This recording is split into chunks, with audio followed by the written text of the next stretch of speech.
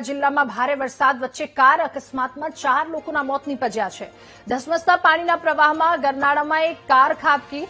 માતરખેડા highway જતી મોતીપુરા વિસ્તારમાં આ દુર્ઘટના ઘટી। ભારે વરસાદ અને અંધારાના કારણે કાર પલટી ગઈ હતી। તમામ મૃતકો અમદાવાદના હોવાનું સામે આવ્યું તો કારમાં કુલ 6 જેટલા લોકો સવાર હતા।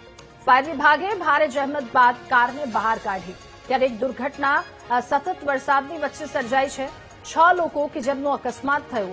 આ દુર્ઘટના કાર અકસ્માતમાં 4 લોકોના મોત થયા છે। તમામ મૃતકો અમદાવાદના હોવાનું સામે આવ્યું છે। ખેડાની આ વાત કે જ્યાં અકસ્માતની ઘટના ઘટી છે। કારમાં કુલ 6 જેટલા લોકો સવાર હતા। ગરનાળામાં પાણીમાં અચાનક જ કાર ખાબકી, જેમાંથી ફાયર વિભાગની ટીમ ત્યાં ઘટના સ્થળે પહોંચી અને ભારે જહેમત બાદ રેસ્ક્યુ કરવામાં આવ્યું।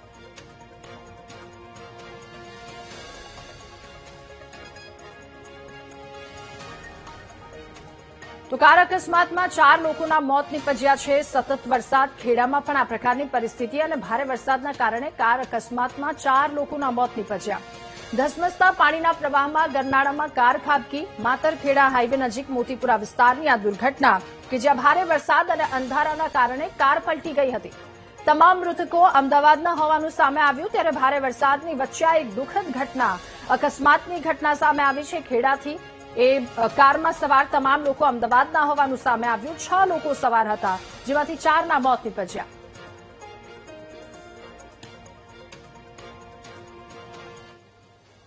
मातर तालुके के मोतीपुरा परा है, वहाँ पर एक अर्टिगा गाड़ी जा रही थी और वहाँ पर एक शार्प टर्न है। वहाँ पर चूंकि भारी बारिश थी, इस वजह से वो गाड़ी है वो ओवरटर्न हो गई थी और नीचे जो पानी का निकास जा रहा था, वहाँ पर पानी का प्रवाह ज्यादा होने की वजह से वो पानी अंदर चली गई थी और उसकी वजह से अर्टिगा गाड़ी में सवार 6 लोग थे।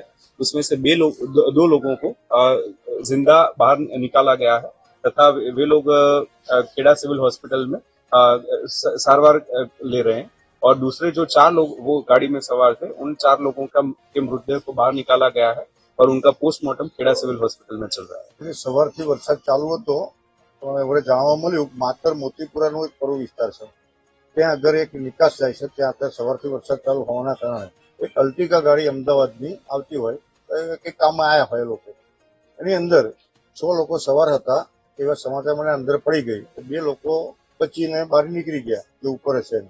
ગાડી પાણીની અંદર ગરકાવ કરી જવાથી ફાયર બ્રિગેડને જાણ કરવામાં આવી। એના કારણે 4 લોકો અંદર ડેથ થયા એવું જાણવા મળ્યું। એટલે અમે ઘટના સ્થળે પ્રાંત અધિકારી શ્રી ડીવાયએસપી સાહેબ ને એસપી સાહેબ અને મામલતદાર સાહેબ બધા સ્ટાફને સૂચના આપી, બધા લોકો સ્થળ પર હાજર થઈ ગાડી બહાર કાઢી। તો ગાડીની અંદરથી 3 લોકો ડેડ પેલા મળે અને એક ગાડીની અંદરથી મળી અને 2 લોકો જીવિત છે।